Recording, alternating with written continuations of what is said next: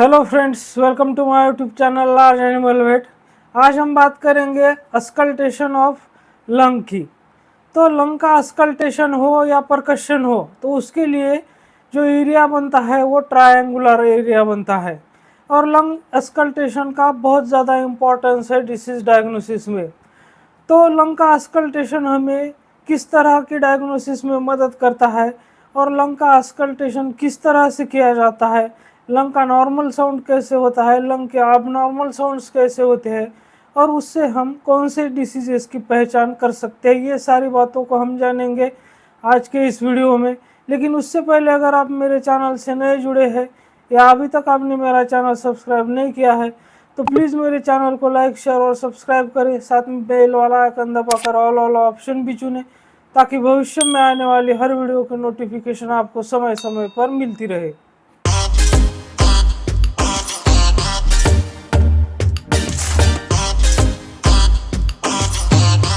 तो जैसा कि आप इस पिक्चर में देख रहे हैं, ये एरिया है लंग के अस्कल्टेशन के लिए और परकशन के लिए। तो जैसे कि मैंने कहा था कि जो ट्रायंगल बनता है जिससे हम परकशन और अस्कल्टेशन करते हैं लंग का, तो वो ट्रायंगल के 3 पॉइंट्स कौन से हैं वो मैं आपको सबसे पहले बताना चाहता हूँ। तो सबसे पहला पॉइंट जो है वो कॉर्डल एंगल ऑफ स्कैपुला है। दूसरा जो पॉइंट है वो ओलेकोनॉन प्रोसेस ऑफ अल्ना है। तो तीसरा जो पॉइंट है सेकंड लास्ट इंटरकोस्टल स्पेस जो है, तो at the point of horizontal line drawn from the external angle of scapula to external angle of ilium, जिसे ट्यूबरकॉक्स से कहते हैं। तो अगर हॉर्स की बात करें तो 16th रिब पे आता है। कैटल, बफेलो, शीप, गोट, डॉग की अगर हम बात करें तो 11th रिब। तो सबसे पहले हम बात करेंगे परकशन के बारे में। तो अगर हम लंग एरिया में परकशन साउंड प्रोड्यूस करते हैं तो कौन सा साउंड हमें क्या इंडिकेट करता है। तो जनरली 4 साउंड जो होते हैं तो वो हमें बहुत सारे कंडीशंस के बारे में बताते हैं, जैसे कि resonant sound, hyper resonant sound, dull sound. तो ये जो चौथा जो साउंड है वो है टिम्पैनिक साउंड। तो ये 4 साउंड्स हमें कौन सी कंडीशंस के बारे में बताते हैं, कौन सा साउंड नॉर्मल होता है, कौन सा साउंड एबनॉर्मल होता है, इसके बारे में अब हम बात करेंगे। तो जो रेजोनेंट साउंड होता है, तो रेजोनेंट साउंड होता है वो नॉर्मल लंग साउंड होता है। तो नंबर 2 की हम बात करते हैं डल साउंड की। तो डल साउंड हमें, अगर हम लंग एरिया में परकशन करते हैं और वहाँ पर अगर हमें जो साउंड प्रोड्यूस होता है वो डल साउंड सुनाई देता है, तो वहाँ पर कौन सी कंडीशंस हो सकती है। तो वहाँ पर हो सकता है निमोनिया, उसके बाद प्लूरल इफ्यूजन, पल्मोनरी इडिमा और पल्मोनरी एब्सेस। तो ये सारे कंडीशंस अगर हमें डल साउंड सुनाई देता है तो वहाँ पर हो सकती है। अब हम बात करते हैं नंबर 3 पर हाइपर रेजोनेंट साउंड की। तो हाइपर रेजोनेंट साउंड हमें कब सुनाई देता है, तो वो सुनाई देता है हमें पल्मोनरी एम्फाइसेमा के केस में। चौथा जो साउंड है वो है टिम्पैनिक साउंड। तो टिम्पैनिक साउंड हमें सुनाई देता है न्यूमोथोरैक्स के केस में। न्यूमोथोरैक्स का मतलब होता है जो थोरेसिक कैविटी होती है उसमें एयर भर जाना, हवा भर जाना, तो उसे न्यूमोथोरैक्स कहा जाता है। तो डल साउंड हमें न्यूमोथोरैक्स के केस में सुनाई देगा।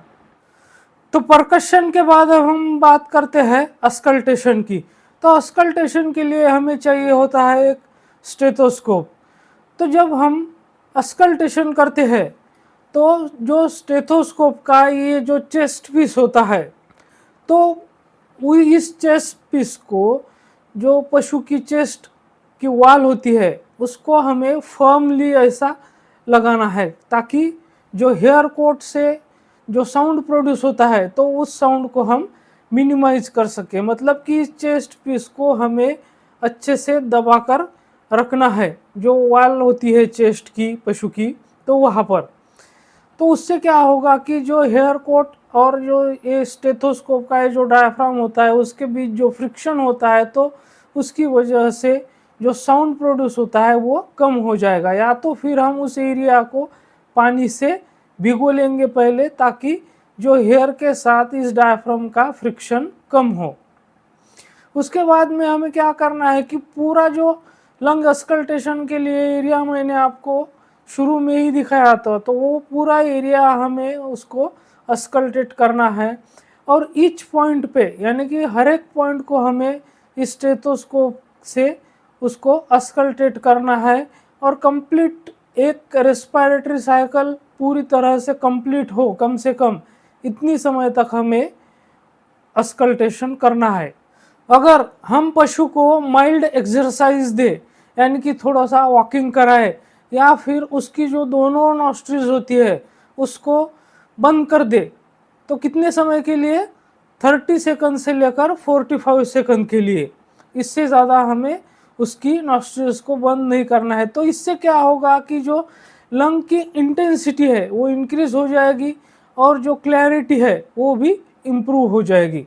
और अस्कल्टेशन जो है वो हमें दोबारा एक बार अच्छे से करना चाहिए, क्योंकि क्लिनिकल इम्प्रूवमेंट के लिए। और अस्कल्टेशन का जो पर्पस होता है तो वो होता है लंग का जो रिदम होता है, जो रेट होता है, जो क्वालिटी होती है, तो उसको हमें डिटरमाइन करने के लिए हम ये अस्कल्टेशन करते हैं। तो अब हम बात करते हैं नॉर्मल ब्रीदिंग साउंड की। तो नॉर्मल ब्रीदिंग साउंड जो होता है, या जिसे हम नॉर्मल ब्रीथ साउंड कहते हैं, तो वो जो होता है तो वो ट्रकिया पर और जो लंग का बेस होता है तो वहाँ पर बहुत ज़ोर से हमें सुनाई देगा। और जो डायफ्रामेटिक लोब ऑफ लंग होता है तो वहाँ पर हमें वो क्वाइटली सुनाई देगा। मतलब कि जितनी इंटेंसिटी उसकी ट्रकिया पे होती है तो उससे कम, यानी कि क्वाइटली हमें वो सुनाई देगा। जो नॉर्मल ब्रीदिंग साउंड होता है, तो पशु जब सांस अंदर लेता है, जिसे हम इंस्पायरेशन कहते हैं, तो इंस्पायरेशन पे हमें बहुत ज़्यादा ज़ोर से सुनाई देता है देन एक्सपायरेशन, यानी कि जब पशु सांस बाहर छोड़ता है तब। तो जब पशु, कहने का मतलब ये है कि पशु जब सांस अंदर लेता है तब हमें आवाज़ जोर से सुनाई देता है, और जब बाहर सांस छोड़ता है तब वो हमें धीमी सुनाई देता है। जो नॉर्मल ब्रीदिंग साउंड होता है वो सॉफ्ट स्निफिंग होता है, जिसे वी इफ ऐसा हमें वो सुनाई देगा। तो ये हो गए नॉर्मल ब्रीदिंग साउंड्स की बात। लेकिन अब हम बहुत बात करते हैं कि अगर हमें लंग साउंड नॉर्मली भी बहुत ज़्यादा सुनाई दे रहा है, ज़ोर से सुनाई दे रहे हैं, तो वो उसका कारण क्या हो सकता है? तो नॉर्मली भी अगर जो ब्रीदिंग साउंड होता है वो हमें बहुत ज़ोर से सुनाई दे रहा है, तो उसका मतलब हो सकता है कि वहाँ पर अर्ली स्टेज ऑफ निमोनिया हो, यानी कि निमोनिया की शुरुआत हो, पशु में फीवर हो, यानी कि उसका बॉडी टेम्परेचर हाई हो, या पशु को एक्सरसाइज दी गई हो, या फिर जो इन्वायरमेंटल टेम्परेचर है वो बहुत ज़्यादा हाई हो। तो ऐसी कंडीशन में हमें नॉर्मली भी जो ब्रीदिंग साउंड होते हैं वो ज़ोर से सुनाई देते हैं। तो अब हम बात करते हैं कि जो ब्रीदिंग साउंड की लाउडनेस है वो अगर डिक्रीज हो जाए तो वो कौन से कंडीशन में होता है? तो जैसे कि पशु अगर बहुत ज़्यादा ओबेसिटी वाला है, मतलब कि बहुत हेवी वेटेड पशु है, तो वहाँ पर हमें ब्रीदिंग साउंड जो है वो कम सुनाई देगा। इसके अलावा जो एक्सट्रीम कोल्ड इन्वायरमेंट है, यानी कि बहुत ज़्यादा ठंडी है और शैलो ब्रीदिंग है, तो ऐसी कंडीशन में जो ब्रीदिंग साउंड की लाउडनेस होती है वो डिक्रीज हो जाती है। तो ये हो गया कि जो ब्रीदिंग साउंड की लाउडनेस होती है वो डिक्रीज कब होती है, इंक्रीज कब होती है। और अगर अब हमें ब्रीदिंग साउंड जो है वो सुनाई ही ना दे तो वो कौन सी कंडीशन में होता है? तो जैसे कि space occupying lesions between lung and thorax, जो लंग और थोरेसिक कैविटी होती है उसमें अगर स्पेस ऑक्यूपाइंग लीजन्स हो जाता है तो वहाँ पर हमें जो ब्रीदिंग साउंड है वो बिल्कुल भी सुनाई नहीं देंगे। और जो प्लूरल इफ्यूजन होता है तो उस केस में भी हमें ब्रीदिंग साउंड बिल्कुल सुनाई नहीं देंगे। तो ये जो नॉर्मल बातें हैं सभी, तो ये इस वीडियो में हमने कवर की है। अब ड्राई रॉल्स क्या होते हैं, मॉइस्ट रॉल्स क्या होते हैं, तो ये हम जानेंगे अगले वीडियो में। तो मेरे साथ बने रहने के लिए आपका बहुत बहुत धन्यवाद।